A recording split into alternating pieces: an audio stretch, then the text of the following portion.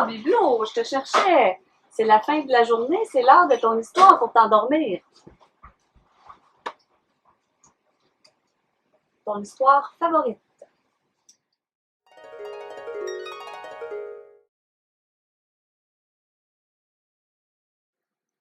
Dans une craque de plancher d'un château en Transylvanie vivaient le comte et la comtesse Picura.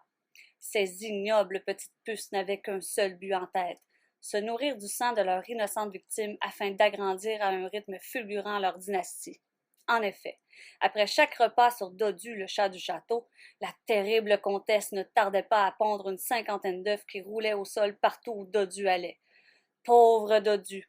Comment aurait-il pu savoir qu'il transportait cette sombre progéniture en la répandant un peu partout dans le château et ses environs? Pendant ce temps, le comte et la comtesse riaient sous leur cape car tout se déroulait selon leur plan. Ils devenaient tellement nombreux que ni Dodu ni les autres chats et chiens du château ne réussiraient à les éradiquer en faisant leur toilette. De plus, ils avaient fait alliance avec la famille Ténia, mieux connue par leur titre de noblesse de vers solitaires. En effet, les puces se servaient des chats du royaume pour aider les vers solitaires à proliférer à leur tour en leur réservant une petite surprise. Certaines puces qui avaient le malheur d'être avalées par un chat consciencieux de son hygiène corporelle transportaient avec elles un membre de la famille Ténia qui élisait domicile dans la panse des chats. La famille Ténia était bien reconnaissante de ce petit coup de pouce fourni par les puces.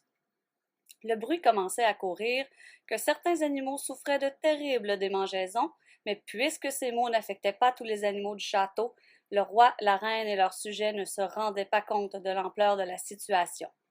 Le comte et la comtesse Picura, quant à eux, se réjouissaient de voir que les habitants du château ne savaient pas que seuls les animaux allergiques à leurs piqûres démontraient des signes d'inconfort, mais que les autres pouvaient aussi transporter leurs rejetons un peu partout sans que les gens en aient conscience.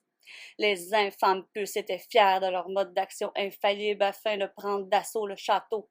De leurs œufs éclos au bout de quelques jours sortaient des répugnantes larves qui pouvaient se déplacer librement dans le château et s'y cacher tout en se nourrissant des succulents débris trouvés au sol. Cela leur permettait de continuer leur transformation et de fabriquer leurs cocons afin de devenir des puces matures et sanguinaires.